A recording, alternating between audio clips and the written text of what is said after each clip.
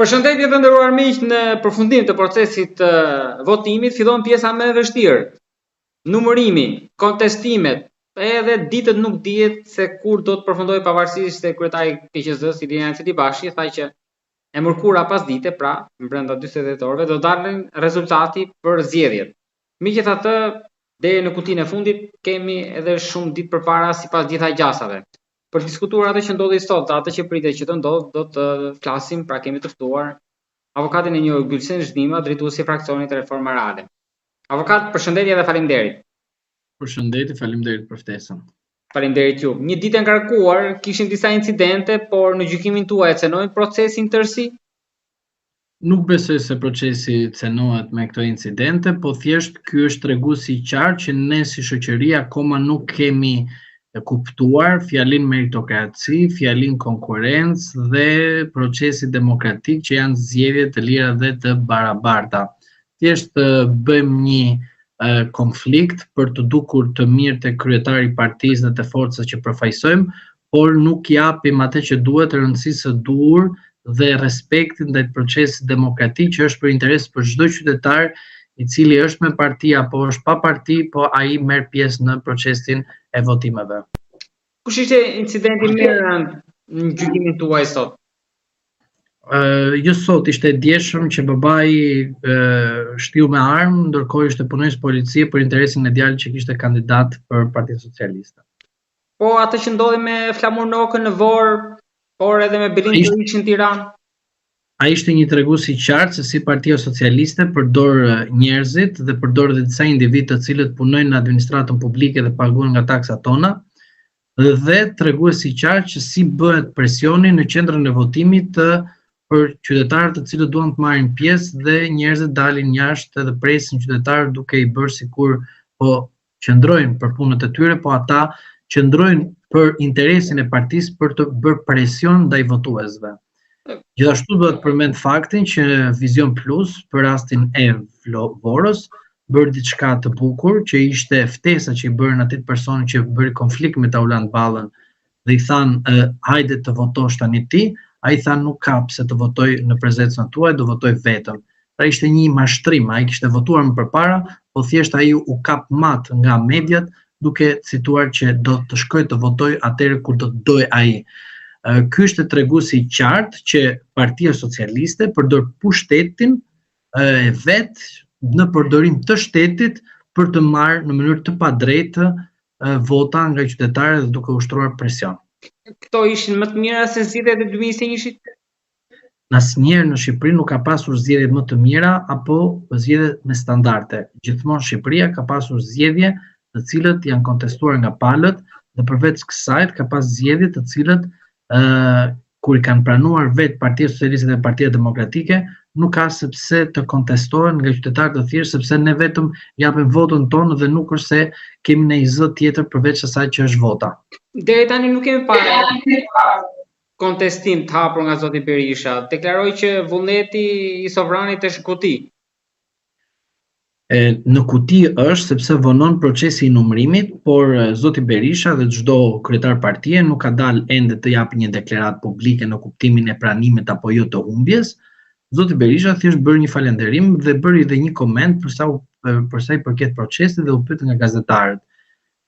Nuk mendoj se do të ishte komode për të dalë dhe të thotë që kena fituar, por ai duhet të thotë që procesi mbaroi, falenderojnë popullin dhe sovrani folin në kutit, do hapen kutit dhe kur të hapen kutit të numërohet vota, atëherë subjektet politike do dalin në një deklaratë dhe thënë jemi dakord për këtë rast apo jo, apo nuk pranojmë rezultatin sepse është një rezultat i cili është i manipulueshëm.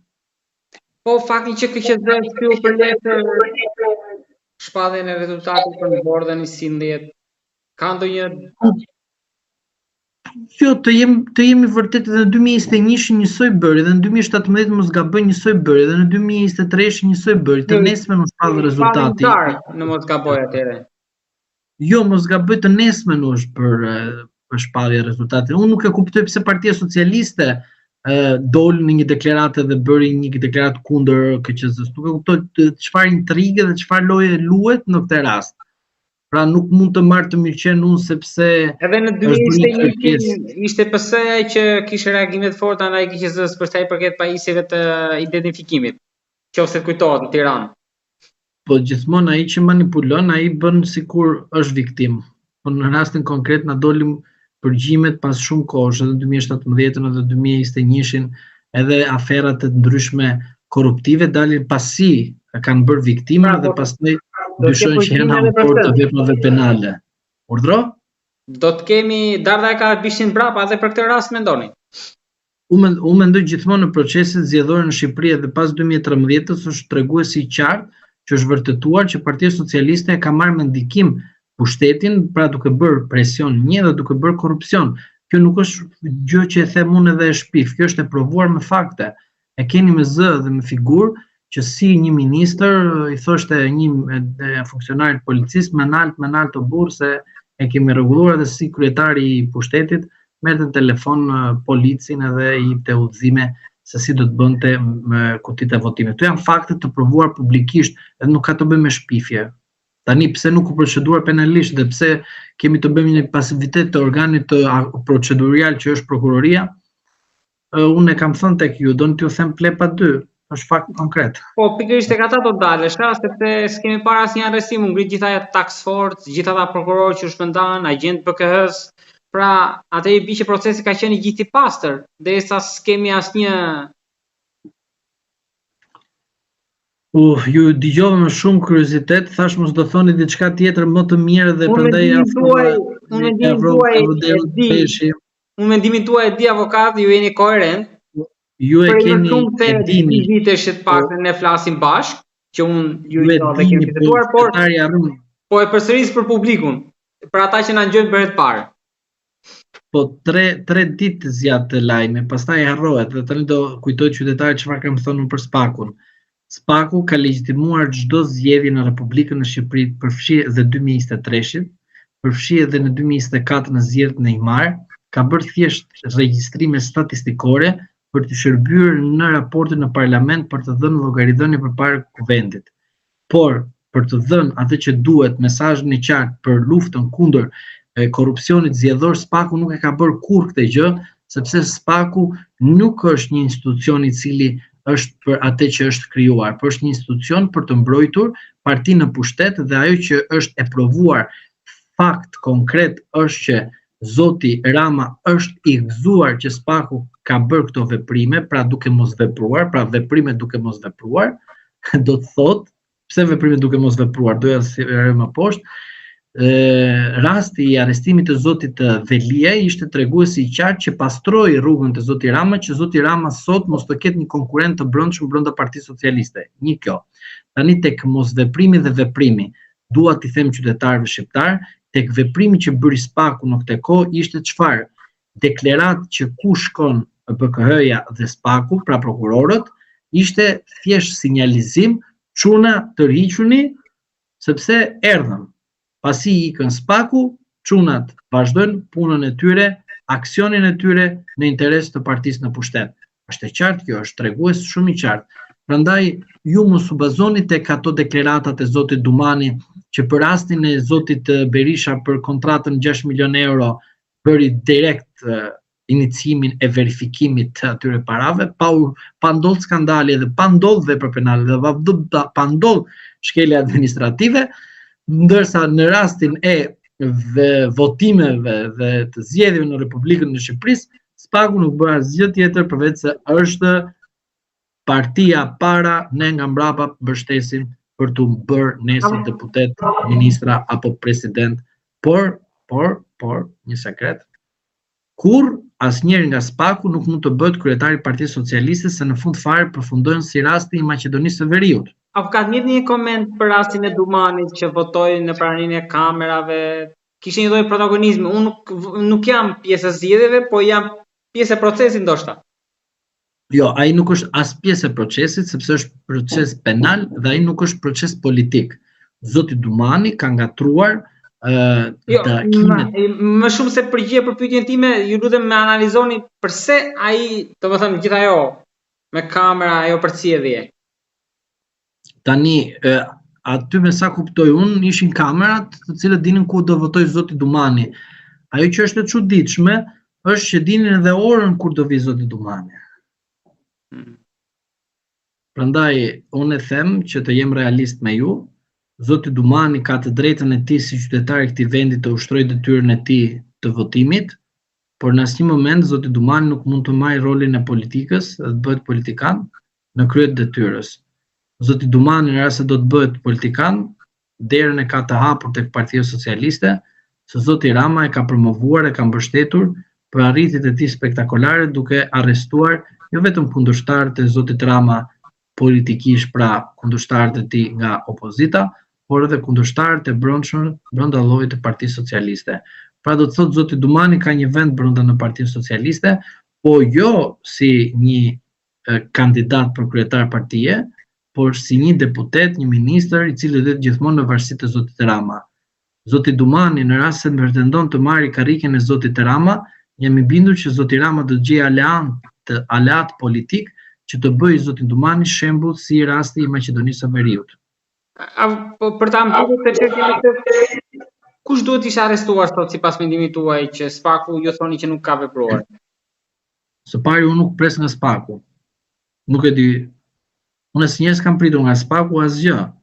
Unë nga Spaku kam pritur që të luftoj krimin e organizuar dhe terrorizmin, që vriten fëmijë, vriten njerëz të pafajshëm në rrugë, edhe në vend të merret Spaku thotë nuk kam kompetencë se nuk kemi konstatuar grup të strukturuar kriminal, ndërkohë të vriten njerëz mes rrugës.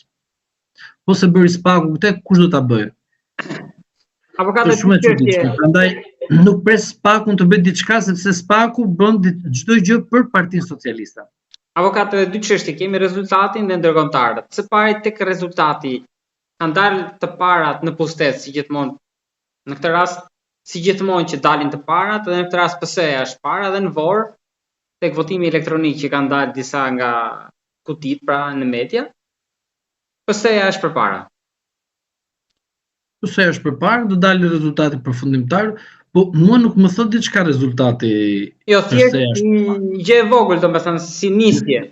Por ku prisin që të jenë qarqet që të bëjnë përmbysje dhe kthesa të mëdha? Surpriza ka dy kuptime. Ka surprizë pozitive dhe surprizë negative. Në rast se ti ke surprizën e rezultatit që të kënaq, është pozitive për ty. Në rast se ti ke surprizë e rezultatit që është negativ, është kundër teje. Pra do të thotë është mënyra se si ti e koncepton rezultatin dhe do të kuptosh nga rezultati çfarë ishte në favorin tënd apo në disfavorin tënd. Duke qenë në këto kushte, unë si qytetar i këtij vendit, ashtu siç e kam thënë publikisht, edhe do ta them përsëri dhe pa hequr asnjë pikë, dhe duke qenë gjithmonë koherent, jo si ata që thoshin qeveri teknike, ku është qeveria teknike, do kishim, ku ishte shtyrja e zgjedhjeve, do kishim, ku ishte arrestime të pa imagjinueshme, do bënte nami këtu gjitha këto. Nuk ka. Pra, unë i qëndroj me mendimin tim, që unë do doja që këto zgjedhje të mos kishte asnjëri prej dyve partive kryesore mbi 70 mandate, pra veç e veç, po të kishten në një koalicion, tani a përfshihet Partia Demokratike me Partinë Socialiste, a përfshihen subjekte të tjera, por Partia Socialiste dhe Partia Demokratike në asnjë moment mos të kishin veç e veç nga 70 mandate secila në rast kush do të bënte qeverinë.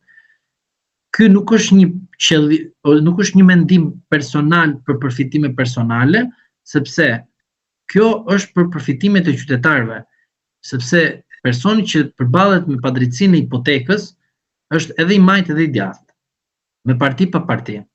Dhe sot hipoteka është një pronë private e partisë në pushtet. E përdor ai tapin tënde, djersën tënde, si një pronë private për veten e vet, bën ai gjithë ato skandale të papame, të pa imagjinueshme, jep të investitori strategjik, sikur është shtëpia vet, prona vet, dhe në fund fare ti je pa tapin shtëpi. Ky nuk është shqetësim që e them unë sepse e them si një thash e them, por ky është një fakt konkret që ne qytetarët na thënë për pronat e tyre. Kanë AMTP të cilët ende i kanë kot, i kanë shtëpinë e tyre për t'i mbajtur. Po kjo si zgjidhet në mënyrë qeveritare, nuk zgjidhet dot në mënyrë avokatie. Ç'o ti bëj avokati kur ligjvënësi kanë normuar gjëra për interesat e privatit, pra interesat e oligarkëve që thënë këta. Unë i them pushtet ekonomik. Si bëhet kjo nëpërmjet votës që asnjëri mos të ketë mundësi të abuzojmë pronën e qytetarit. Prandaj them që të jem realist edhe me ju, edhe me opinionin publik. Ajo që mua më intereson është që ky rezultat të mos prodhojë një qeveri të një partie politike. Të rejat duket se ka rënë çik entuziazmi te partitë e reja pas mbytjes së procesit të votimit. Nuk e di, do presim, por ajo që unë shikoj është diçka tjetër që duhet ta diskutojmë bashkë, edhe mirë që më the, edhe dua ta them ty të kuptojmë diçka bashkarisht. Në rast se partitë e reja, që ishin lavanderia, lavazhieri më i bukur i Spakut, nuk marrin të paktën një mandat për parlamentin e ri, dhe ata marrin 0 mandate, e gjitha ajo që u bënte në publik, ne jemi pro Spakut, se Spaku bën punën e mirë, populli shqiptar don ndryshimin, populli shqiptar don të ndëshkoj këta, drejtësia duhet të ndëshkoj, iki në kazanat e inceneratorëve që nuk ekzistojnë. Prandaj, lufta e atyre që i bënin lavazh Spakut, që Spaku i bënte masazh Partisë Socialiste duke përdorur politikisht zoti Rama Spakun, është treguesi i qartë që ato subjekte kanë humbur në rast se nuk kanë marrë mandat. Është të tmerrshme kjo. Pretendonin grup parlamentar. Dhe të pretendojnë edhe 140 deputet, po është të tmerrshme që nuk marrin të paktën një në rast se jemi në kushtet që jemi tani momentalisht, që akoma nuk është padhur rezultatet dhe nuk e dim akoma numrimin. Është të tmerrshme, e pa imagjinueshme që është bërë një institucion që ato i bënin lavazh nga mjes deri në darkë. Tu zhllima thoshte gjithmonë statistika, kujdes këte, ata, avokatët ata, edhe nuk do marrin të paktën një mandat. Unë them të paktën një mandat. Por atë çka kanë thënë ata, do marrim grup parlamentar, ne nuk do formojmë qeverinë, do të çojmë zgjedhjet parakoshme, edhe në rast se ndodh kjo gjë do jetë diçka pozitive për ata që e besojnë këtë gjë. Po në rast se nuk ndodh kjo gjë, çfarë duhet të bëjnë ata? Të dalin përsëri të bëjnë lavazhin tek Partia Socialiste dhe te Spaku, edhe duke përçarë opozitën që të favorizohet Rama, se në rast se rezultati i tyre nuk prodhon mandat, i bën që ata kanë qenë shërbëtor të Edi Ramës. Kjo nuk është nga aspekti emocional. Është në logjikën qartazi politike, racionale, për të thënë të qytetari, nuk u binde nga ata të rinj të cilët ti thoje dua të rinj të futen në parlament. Pra qytetari është ai ke dëgjuar ti, Shqipëria nuk bëhet, Shqipëria kështu, të rinj të ikin, nuk bëhet ky vend kështu. Po ty të erdhën disa me të thënë që unë do ta bëj vendin dhe ti nuk i ke dhënë grup parlamentar? Mirë, ti nuk i ke dhënë grup parlamentar, po unë po të them të paktën një deputet.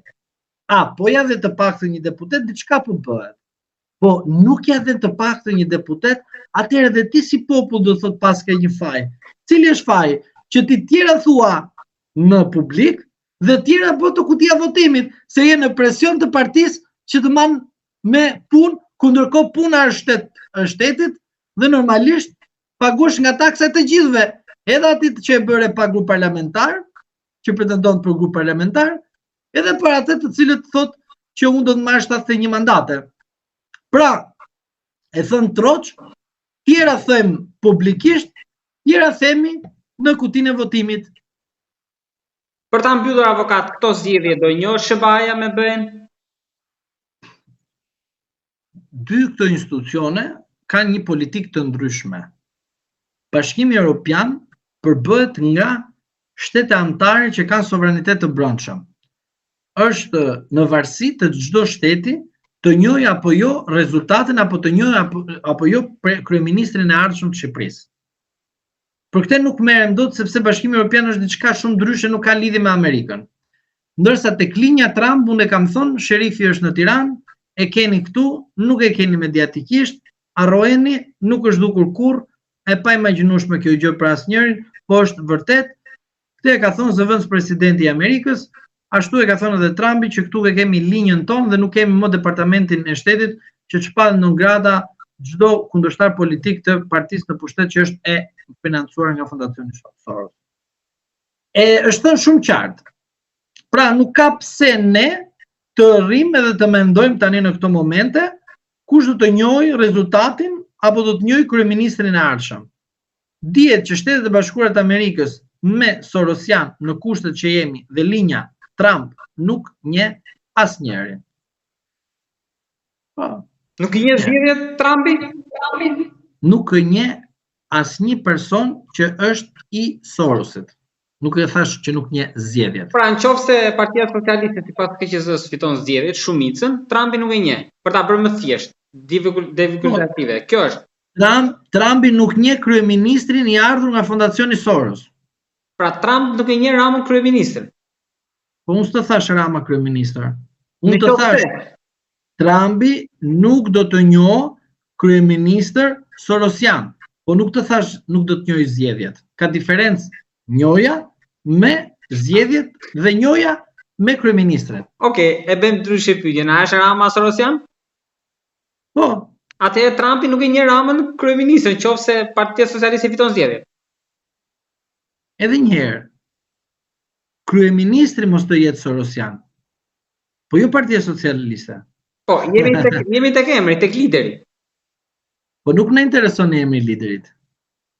Po ne kemi thënë që edhe fushata ishte personalizuar. Sepse kryetari i grupit parlamentar dhe kryeministri propozohet nga grupi parlamentar të partisë që fiton zgjedhjet.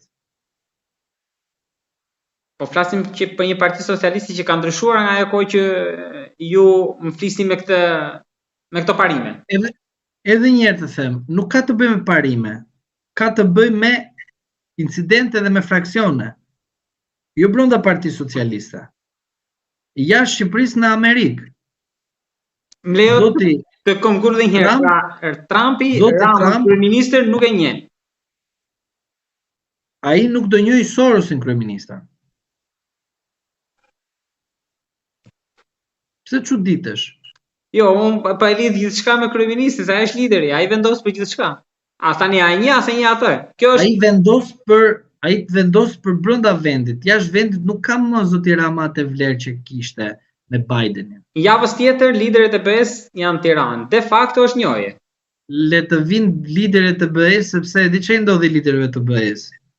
I plasi rasti me Ukrainën që plasi lufta, i dhanë statusin Ukrainës dhe thanë tani duhet detyrohemi të japim edhe Shqipërisë statusin sepse nuk mund t'i japim ne Ukrainës edhe Shqipërisë ta lëm kështu. Avokat, për ta mbyllur, përtej asaj që ju mendoni që është e mirë për Shqipërinë, në fakt në fund të fundit, këto zgjedhje do t'i fitoj PS-ja apo PD-ja? Unë kam thënë nuk dua të fitoj asnjëri prej tyre veç flas për te dëshirës. Jam dakord me dëshirën tuaj që shprehet pak më lart, ishte mjaft i qartë, pra për te dëshirës, realiteti cili do jetë nesër? Unë nuk kam realitet pa u lexuar kutia e votimit. Nuk kam realitet. Nga fryma sot që kishte gati një përqindje shumë të vogël të votuesve që morën pjesë. Një sekond.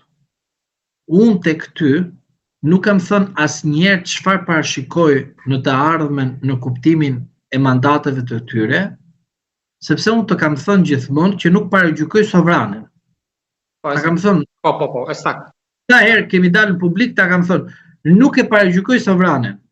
Do numërohen kutit, janë aty brenda, kam dhënë edhe unë votën time aty brenda. Kur të numërohet vota, kur të dalë rezultati, atëherë unë do të shprehem. Po unë nuk mund të shprehem pa parë rezultatin, sepse unë nuk mund të parashikoj diçka se si mendoj unë. Çfarë mendoj unë e kam thënë publikisht dhe nuk e ndryshoj dot këtë gjë, sepse e kam thënë, çfarë kam thënë? Asnjëri prej tyre mos të jetë i vetëm në pushtet. Kaq. Ky është mendimi im dhe nuk ndryshon. Çfarë do të ndodhi për te rezultatet, po të bëjmë analizë. Unë jam dakord të bëjmë analizë dhe duhet të bëjmë analizë patjetër. Por ama të them diçka tjetër nuk e bëj dot. Dhe diçka tjetër sot duhet të çojmë mesazh të qartë ndaj atyre që thoshin për qeveri teknike. Qeveri teknike nuk ka zotëri. Para zgjedhjeve të 11 maj. Keni dëgjuar qeveri teknike para zgjedhjeve të 11 maj? Se ekziston. Edhe me Ramën shkuar në kryeministër këta, edhe nuk u shtyn zgjedhjet, Dëgjuat ju shtyrje zgjedhjesh? Më dëgjove mua të them shtyrje zgjedhjesh? Jo. Unë të thash, në rast se shkojmë në shtyrje të zgjedhjeve, dy partitë kryesore që kanë shumicën dërmuese për të bërë ndryshime kushtetuese, duhet të futen në kushtetut, të bëjnë ndryshimin kushtetuese të afateve, se janë të prera dhe të sakta, dhe atëherë mund të themi që dyshohet që të shkojmë në shtyrjen e zgjedhjeve. Iku dhe ky skenar, iku, këtë se kam thënë kurrun. Qeveri teknike, iku. Shtyrje e zgjedhjeve, iku. Vim tani të arrestimet. Ju kam thënë unë që do kemi arrestime të paimagjinueshme? Jo, po unë kam thënë, do kemi arrestime të cilët janë sipas manualit të Sali Berishës dhe sipas manualit të Edi Ramës. Pse? Të kontrolluara. Të kontrolluara. Çfarë bën Spaku? I kërkon Edi Rama futen burg Sali Berishën për çdo me Diun edhe Ilir Metën? Spaku vepron. E ma peng atë Irena Gjokën me rastin e Greqisë. Prandaj vendosi masat ajo. Se i kishin letrën, i tunshin letrën, ajo u detyroi shkreta. Në rast se kjo letër është e vërtetë, se për mua gjithmonë prezumimi pafajësisë. Unë presi inshallah ma nisi një letër nga Janina të besoj, a është e vërtetë kjo apo jo? Kemi të bëjmë me një ngjarje administrative apo kemi të bëjmë penale, apo kemi të dyja bashkë ku personi ka marrë dieni të qartë që është edhe i procedura penalisht edhe administrativisht. Sepse unë gjithmonë të kam folur me fakte konkrete dhe jo abuzuese. Kur të më vi kjo, flasim. Tani, shkojmë të ky rasti tjetër. U bë rasti i këtij Sali Berishës, Ilir Metët, me Diu të gjithë aspektet opozitar, po. A erdhi manuali i Edi Ramës që tha dua të më varën në pemë Erion Velin dhe do varet në pemë? Të erdhi procedimi penal i Erion Velisë dhe u varë në pemë në burgun e Durrësit, edhe u që nga Tirana e çuar në Durrës për ta djegur dhe mandatin e kryetarit. Këto janë manualet që është Spaku që të bëj atë të madhin fare që ai bën namin gjëmën e madhe për të bërë atë që është shumë pritur të arrestojnë ata që kanë bërë namin më të madh të vendit. Pra, që të jemi koherent tek qytetari. Prandaj duhet të them atë që un kam thënë gjithmonë. Mos u deni me arrestimet të cilët bën për të kënaqur objektivat e personat të caktuar që janë edhe ata të përfshirë brenda të Spakut. Spaku është një makineri që është në zbatim gjithmonë të legjislativit, sepse ligjin e voton deputeti dhe Spaku nesër të thënë shkrihesh ti, Spaku nuk ka më fuqi, sepse nga deputeti ka dalë Spaku, pra ka dalë nga parlamenti, nga legjislativi. Edhe të konkludoj në këtë rast dhe të them, unë jam i bindur që të ndodhin arrestime edhe pas zgjedhjeve, por gjithmonë në një manual të qëndrueshëm në shërbim të partisë në pushtet. Kujdes, të partisë në pushtet për të kënaqur leadershipin e partisë në pushtet. Është shumë e thjeshtë kjo. Ai që nuk e beson apo ai që e kundërshton ka emocione dhe nuk mund të vendosi trurin në punë që të kuptoj atë që unë them. Ai e merr sikur unë po ja them për t'i bërë kashëllek, po jo, nuk është kjo. Dhe ajo që mua më vërteton sot është jo qeveri teknike, jo shtyre në zgjedhjesh dhe arrestime me manual. Pra, duke qenë në këto kushte, do të thotë që ne duhet të kujdesim çfarë informacioni del dhe se si del për të na kënaqur ne që shiko do bëhet nami dhe ataja. Ne duhet themi si shoqëri, a jemi të gatshëm ne të shkojmë në Bashkimin Evropian kur nuk jemi të ndershëm të bëjmë zgjedhje? Këtu fillon e gjithë diskutimi të cilin ne duhet të diskutojmë këtë rast pasi të shpallin zgjedhjet pasi të shpallin rezultatet e zgjedhjeve të 2025-s. Se ne nuk mund të bëjmë paragjykim të shpalljes së zgjedhjeve, pra të shpalljes të rezultatet. Prandaj unë dua të them dhe të jem koherent, për mua Spaku prodhon statistika, asgjë konkrete, Spaku nuk lufton krimin organizuar, Spaku nuk lufton terrorizmin, Spaku nuk lufton korrupsionin ashtu siç duhet, sepse Spaku ka humbur për herë gjithmonë një herë për gjithmonë koherencën me flagrancën dhe s'paku merret me manualet e kallëzimeve që bëhen gati për të ndihmuar partinë në pushtet. Më duket se edhe këtë kam thënë më parë. Avokat, për ta mbyllur unë të falenderoj shumë për bisedën. Dhe ditë ngjaj lajmin, pastaj harrohen. Unë të falenderoj shumë për bisedën dhe dy gjëra janë të vërteta në gjithë të histori. E para, koherenca juaj deri tani që ne flasim, që u mbyll mbrëmjen e sotme me procesin e votimit. Edhe e dyta që nesër lufta do të vazhdoj. Lufta do të vazhdoj dhe nesër ne do flasim për një bast personal që kemi vendosur, a do të jetë mbi 70, a do të jetë poshtë 70. Nesër avazit. Nesër avazit. Deri atëherë avokatun falenderoj shumë. Faleminderit, gjithë të mirë.